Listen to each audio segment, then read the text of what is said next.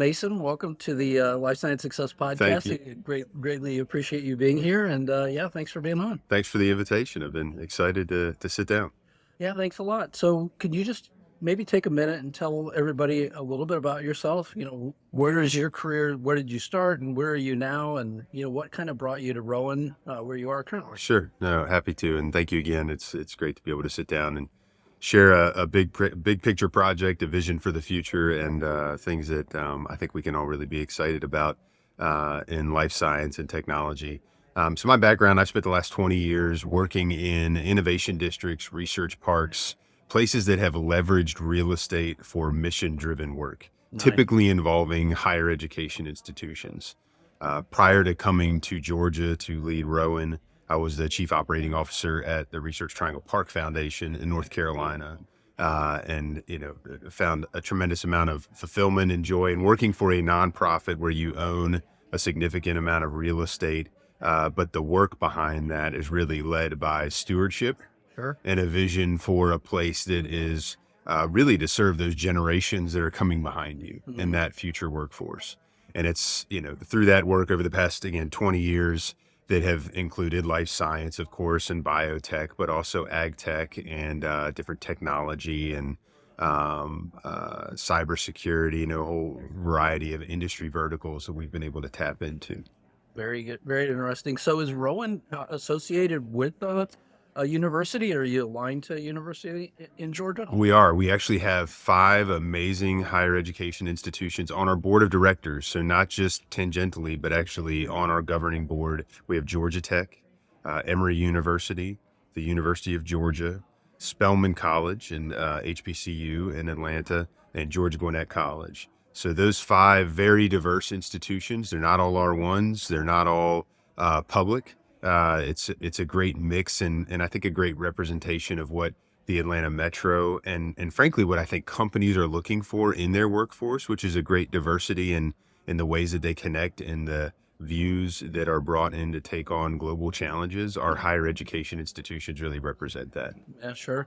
And I mean, where did the idea for Rowan, kind of evolve from? What sort of brought it into play? Sure. It started about 7 years ago, and it was out of this recognition that the next 100 years are going to be defined by three key areas, three key challenges, really. How we feed the world, how we care for ourselves, and how we care for the environment. Where we take on those challenges, who is a part of that, how we make that an accessible problem solving process, how we come up with solutions that are accessible, is really at the heart of Rowan. And it was that idea, that purpose, that vision that was the seed from which grew, okay, well, where could this place call home? Mhm. Where a foundation would be the steward of that vision and mission in perpetuity forever as that real estate is developed in attracting those companies to focus on those challenges. And so, and then in terms of the campus itself or the facility itself, I mean, what are the benefits of being a part of that facility?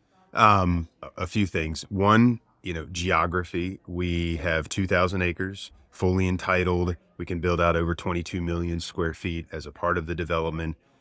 We have a mixed use core with multifamily residential and retail and hospitality and all the things that you would want to have in a vibrant, community. Then we have medium density and low density. So companies can come in and they can kind of choose which flavor of ice cream they want for their specific development.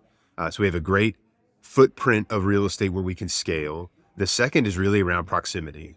We are located in the Atlanta metro area, just under 7 million people that are surrounding us. Again, tremendously diverse group, workforce. We are directly between Athens, where the University of Georgia is located, and Atlanta, with Georgia Tech and Emory and others. And within that 1 hour drive around Rowan, there's over 75,000 annual graduates walking across a stage and getting a diploma. Wow. So you have this geography, you have this density of workforce, and then the final one I would say is diversity in the industry sectors. Mhm. Atlanta is known for headquarters and great thought leaders in these mix of fields, and I think that those are really important because the challenges ahead of us are not going to be solved by any one institution. They're going to be solved because of points of convergence where different ideas and perspectives and experiences come together to say, okay, how do we think about this in a different way? Because the way we've been taking it on is not getting us to where we need to be. Right. And that's really where we want to live, is at those points of convergence and create them. And I feel like there is a new level of these sort of innovation centers. I guess you could call them collections of, like you said. I mean, it could be a collection of not just technology, but it also could be agriculture. It also could be, life sciences, et cetera. There are a lot of these facilities that are going up, and I feel like, I mean, Georgia has quite a few that are right now, just kind of coming up as well. There's other places like New York and places around the country that are also building their own. But how is Rowan different, and what is kind of the advantage, I guess, for companies that are involved? Sure. I think it's great that there's a mix of people taking on these types of challenges. Sure. I think we need that, not just Georgia. That'd be a lonely party. We need that diversity of people. So I think that's really wonderful. And I can say that with all sincerity as a nonprofit, where our desire is to find solutions, right? I think some of the things that help us to stand out are, Atlanta is a globally connected city, right? You Sure. can get wherever you need to be from the Atlanta airport, which is about 40 miles from from the Rowan site. So you can zip around and get US internationally to your location. There's great connectivity between things like Science Square and Tech Square, which Georgia Tech is leading. There's Executive Park Place that Emory is leading, just inside of 285. UGA is developing a lot of ag tech work within Athens. So there is a great mix of activities in Georgia, facilities, programs, different Right. partnerships. And I think what you want to find, whether it's in Georgia or it's in North Carolina or it's in St. Louis with places like a Cortex, or in Philadelphia with the University City Science Center, what you want to have is a good mix of leaders that see their strength and the unique value that they bring, but Mm. they also come with a desire to invite others to the table Oh, and sure. to participate and be a part of it. And that's the spirit that we bring Rowan forward for Georgia. And that's certainly something that I learned to lead and serve in that way as a part of Research Triangle Park. Wonderful. Yeah, and I mean, and I think it is so important that like you said, that both the infrastructure is there from supporting the level of activity, as well as having the people is absolutely critical. But at the same time, it's just how do you keep that? How do you make it a community? Where people are coming to innovate and kind of build that next generation of Yeah, technology. that's right. Well, I think when you have a foundation where, even as we sell land or we do ground leases or we do our own development, our foundation will always oversee the covenants, the programming, the partnerships, attracting investors forever, much like a university campus, right? Right. There Right. is that in perpetuity idea to it. And I think, again, that's encouraging, whether I'm a company and I'm investing $1 billion in an R&D facility, and I want to make sure that the other companies around me share those same values and uses within their developments, or it's around the workforce that you're wanting to recruit, that want to be in a setting that is activated, that is a place to grab a coffee, that's has some housing options, has some residential Sure. within it, has some connectivity regionally. So you do have, I think more and more, coming out of COVID and even before that, but this recognition of work is more than work, right? Absolutely. The why of our work could not be more important, I think, to the workforce that is coming behind us. And I think that why, it really needs to lead in in the invitation for Rowan, certainly, of why do you want to be a part of this knowledge community and join us? No, absolutely. And I mean, in terms of the way that companies and people get involved in Rowan, so if somebody were to want space there, how would they get started? How would that happen? Our website is rowanlife.com. We talk about LinkedIn a lot of different ways. I'm very active on LinkedIn, and happy to connect with people there. So certainly online, digitally, reaching out to me directly through our website. We actually have several pages on development where people can drop in contact information. And that's both for companies that may be looking for a home. It could also be for vendors and providers that may serve those companies. And we actually have a list that we bring together so that we can be a resource to the companies as they come in. And do you see larger companies also having some sort of presence there as well? Yeah, our main focus right now, because of the scale of 2,000 acres and the infrastructure is under construction right now. That'll be wrapping up in the second quarter of 2024. And we have sites that could be 2 acres, it could be up to 50 plus acres. Most of the companies that we're talking to right now are actually internationally based, and they're looking for a North America either headquarters or R&D innovation foothold, Hmm, entering the market and having a connection to a diverse workforce. We have companies that are looking at about 5 acres, a little bit more, and others that are over 50. So there is a scale to what we have right now. As we move forward and we get into the mixed use component, that we'll have multi-tenant buildings, sure. multi-tenant lab space there as well.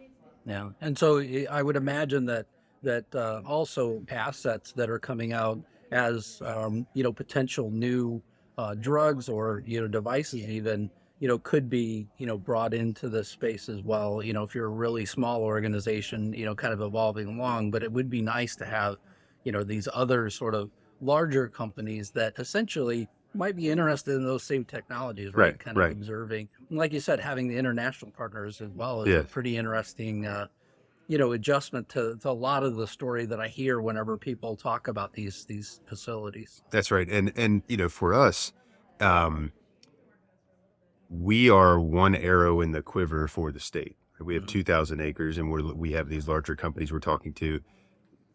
If startups have reached out before, smaller companies have reached out before, and I've been able to connect them to a Georgia Tech or an Emory or a UGA or others, where they can have a path to Georgia, uh, locate, grow, attract investment, scale up.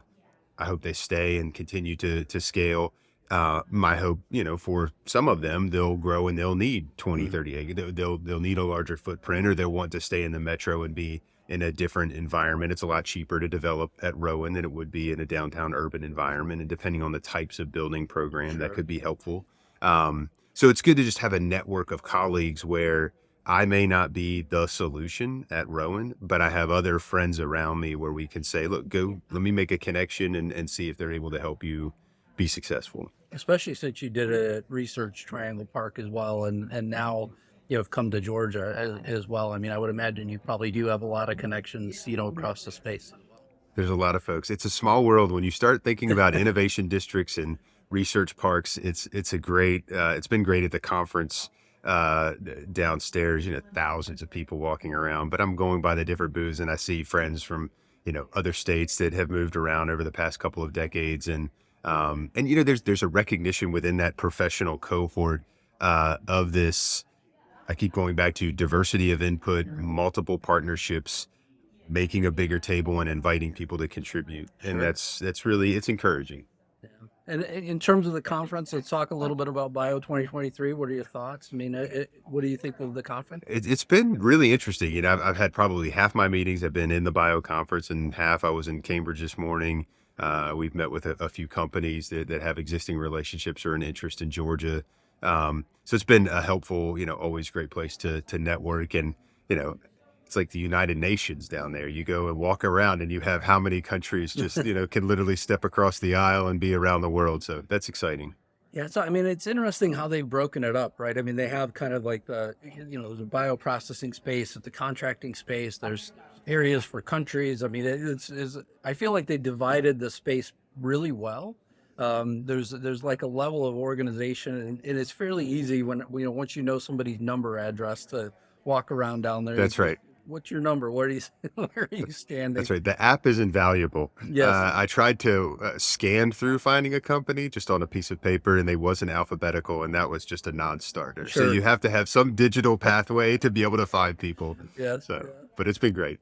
Yeah, in terms of like the longer term, sort of outlook for Rowan, what is the overall thought in terms of people that you will have and kind of cycle through the property, and then there are other people that I would imagine that you're looking for long term tenants, Sure. as well. Um, Rowan is a 50 plus year project, right? This is Wow. something where I'll have the privilege of being a part of it for a certain amount of time. Mm. And then there'll be another, group of leaders that come through the foundation. that's really freeing when you have a vision to serve other people, right? You know that you have a responsibility to reach for the stars, charter a path, bring others around you, and then it's going to be other people's turn. That same spirit I bring to conversations with companies that as they pass through, some of those relationships may be just more programmatic Mhm. or networking or connection to a faculty member or a student, whatever it may be. And that's fantastic. There's some value that's realized in that. Others will be those companies that come in and they're looking for a home. They're looking for a place to be able to grow and do more than build buildings, but actually become a part of a community and do their great work. And that'll be the evolution over time you start with relationships, you start with trust and confidence, you start with growing a brand in a market, and then you start to secure some wins, and that will continue to evolve over time. So you said that the initial, I mean, since you talked about the 50 years, and then I'm going to come back to the second quarter of next year. What will be finished in the second quarter of next year? Second quarter of next year, we will have our first 2 miles of complete streets designed and construction, ribbon cutting, opening of the roadway. This was undeveloped land. It was primarily timberland that we acquired. And the roadway is not just driving areas. We actually have underground power, underground fiber duct bank, trails on either side, a multimodal trail, and then kind of a running, walking path on the other side. We have all native landscape. We're working with the U.S. Green Building Council on site certification, which is kind of lead for horizontal development. We're wanting to walk the walk around sustainability and ESG with our development because we want our companies to expect that. And when Sure. they come in to be thinking about renewable energy and how they build their facilities, so that there's 2 lanes of driving area. We've gotten rid of traditional curb and gutter because concrete is one of the greatest contributors to CO2. You probably know that. And we've actually shrunken the road width and then removed that whole strip of concrete out of our road profile. And then we actually are dealing with stormwater in the middle median with all native landscaping. So kind of having ugly chain link fenced areas off to the side, we won't be doing that. Right. So that's what will open in the second quarter of 24. With that, and the companies that we're talking to now, and would love to talk to more companies as we're moving along, it's a great time to think about, well, what are the sites that align with these companies as they come in? Because design, once a property is secured, design is going to take 12 months. Construction is going to take at least 12 months. So it lines up really well for all of that to come together at one time in 24 or 25. Perfect. And then in terms of the theme for this year for Bio 2023, it's stand up for science, stand up for innovation. How does Rowan align with that? What's the support that your organization has? Yeah, I mean, I love that saying. I think it's really interesting. Um, when I first read that and I thought about Rowan, honestly, I thought about my daughter, Mm, because where I want Rowan to be is I want us to be something people can stand on, sure. right? And that it is not about Rowan being successful per se. It's about us creating a platform for other people to step up and have greater access to opportunities and the vision that they have. And my daughter, same way, she'll be 14 on Saturday. So she is, and she is ambitious and excited. And, I want her to feel excited about standing up, excited about science, excited about seeing herself in that role, not just hearing about a project her dad's working on, but well, what could this be for you, right? Right. This is going to be here after my professional career's over. What do you want here to be able to stand up and reach for what you imagine? Right, right. Yeah, I think about you know, both from a life science perspective, there's all these great things that are being done in terms of the cancer, curing drugs and things like that. There's a lot of great innovations that are coming. There's also wonderful innovations on the AI side, right? So there's on the computing capabilities and just all the things that we could do there. And then you think about, I mean, at least in my generation, right? We've spent a lot of time talking about the environment, very little time actually doing. I mean, there have been a lot of people I think that have tried to do really good work. I won't discredit that, but Right. but I also think that there's a lot more that we need to do to be able to really have an impact on greenhouse gases and everything else that is currently essentially eroding our environment and save things for the future. If we're going to extend lives, then you need to think about, okay, so what's the planet that we're going Right. to live in Yeah. the Yeah. end? So No, that's yeah. right. That's right. And I think that comes down to implementation. Talk is great.